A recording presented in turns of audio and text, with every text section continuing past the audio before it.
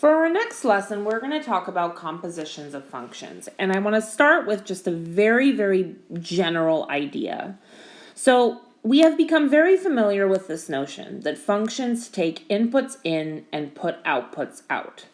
So we've been drawing this kind of goofy picture to visualize that there's this box into which the input gets dropped, the function acts upon it, and the output comes out, and we've been calling that output f of x.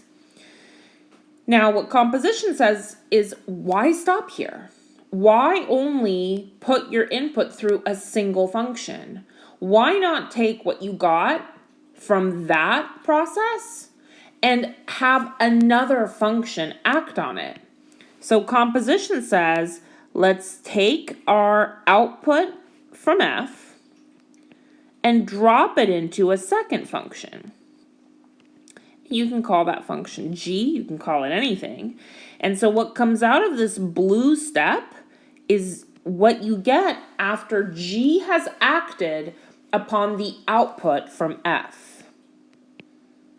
So you get g of f of x. So it's very much a sort of assembly line idea that the function g acts only after the function f has already acted.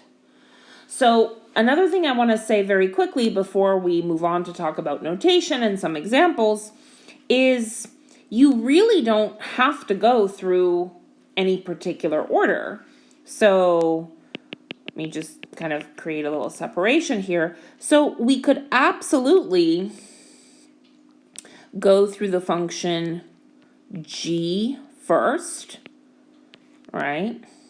So that comes out as g of x. And then that we pass through the function f. And so what would come out if we did that is f of g of x. Notation. So composition is denoted multiple ways. And one that you'll see in your homework, and I'm not a huge fan of this notation, but you will see it, is notation that I sort of informally refer to as bubble notation. And the reason I refer to it as bubble notation is that you take your two functions, f and g, for instance, and you put a little bubble or a little circle through them. So that almost looks like it says the word fog, but it's actually f circle g or f bubble g. And that's the same thing as f of g of x, meaning that the function g acts on the input first, and then the function f acts on the result of that. By that same token, you can have g circle f or g bubble f, and that just means that f acted on the input first, and then g acted on the result of that. So this notation, again, it's not a notation I particularly like, but it's notation that you'll see used in your homework. Okay, so let's look at a few examples. So example 1, let's say we have two functions, and for the purposes of this example, we will keep it really simple. F of x is 2x minus 5, g of x is 3 minus x. And let's evaluate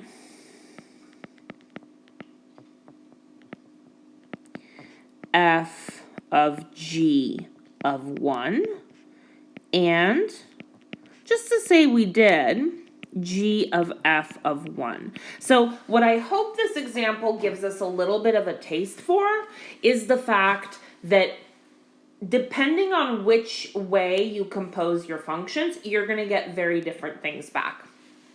Okay, so what you're going to notice is that I really push the goofy diagrams for this at first.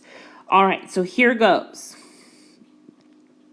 F of g of 1 means 1 first passes through g. All right, well, what does G do? Here's G right there. G subtracts its inputs from 3. So when you give G the input 1, it outputs 2. Okay, so now we're going to feed that into F. And F says, all right, cool. I multiply you by 2 and subtract from 5. When we do that with the number 2, we get 4 minus 5, which is negative 1. So what we see here is that F of G of 1 is negative 1. Okay, now let's look at G of F of 1. So 1 gets passed through F. So 3 minus, F doubles its input and subtracts from 5. Subtracts 5 from that. So we have 2 times 1 minus 5, which is negative 3. And then that gets dropped into G. And what does G do? Well, it subtracts its inputs from 3. 3 minus negative 3 is positive 6. So what we see here is that G of F of 1 is positive 6. Okay? So we'll look at some more involved examples in a second. Our second example, though, we're going to look at a graph. So you'll notice I've got a graph up here, so we'll call this example 2. And I have labeled in green, we have f of x, so that's the parabola here. And in blue, we have g of x, which is this linear function. All right, so what we're going to do in example 2 is we're going to use the graph to find. And for this one, I'm going to do a mix of some different types of compositions and also some different types of notations. So A, just to kind of get started, let's look at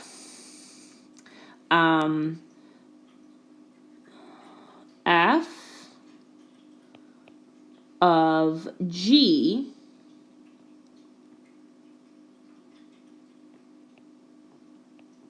of 3. Okay, so here's what I'm going to do. I'm going to color code here. So g of 3, so here is 3. I'll label it like so on my graph. So you can see if I go from 3 down to a point on my graph, I see that g of 3 is negative 3. Okay? So since g of 3 is negative 3, what I now want to finish my composition is f of negative 3. So for that, I go over to negative 3, which is here, and I look at, okay, what is the value of f there? Oh, well, f crosses the x-axis there, so f of negative 3 is 0. And that tells me that f of g of 3 is 0. Okay. Let's try looking at g of f of 2. All right, well, g of f of 2. So first of all, I'm going to find 2 on my inputs axis, which is my x-axis. And since I'm acting on f first, I'm going to dot down to f. Oh, there's that point. So I see that f of 2 is negative 5. Okay, now g is going to act on negative 5. So I'm going to find negative 5. There it is. It's actually pre-labeled. There is negative 5 on my input or my x-axis. And I'm going to go from here and I'm going to dot up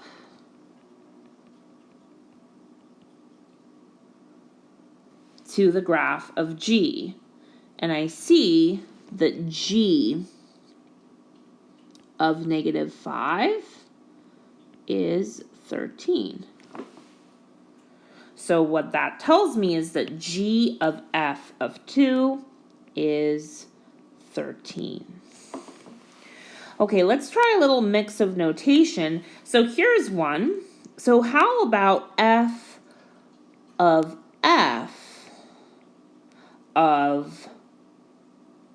let's try 3. Okay.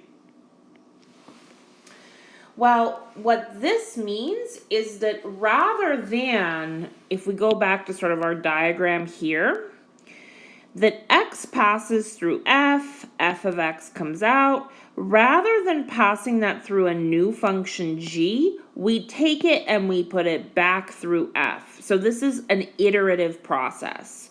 So kind of like a rinse and repeat situation. You've passed through f, whatever comes out, you pass it through f again. So let's see. F of 3. Well, here is 3 on the x-axis. We already have it labeled. And you can also see that f of 3 is 0. All right, so that's one iteration. So 3 has now passed through f once. Now we're going to go over to 0, which is here at the origin, and we're going to go down to the point on the graph of f, which is there, and we see that f of 0 is negative 9. So what that tells us is that if you pass 3 through f, not once, but twice, what you end up with is negative 9. So f of 3 is negative 9. Just to do one more example to be thorough here, let's look at G, circle G of, let's say, negative 1. So same idea. We're going to take negative 1. Here it is on the x-axis. We're going to dot up to the graph of G. There is the point. So we see G of negative 1 is 5. And now we're going to go over to 5, which is already labeled on our x-axis, and we're going to go to the graph of G, which is there. And what we see there is the G of 5 is negative 7.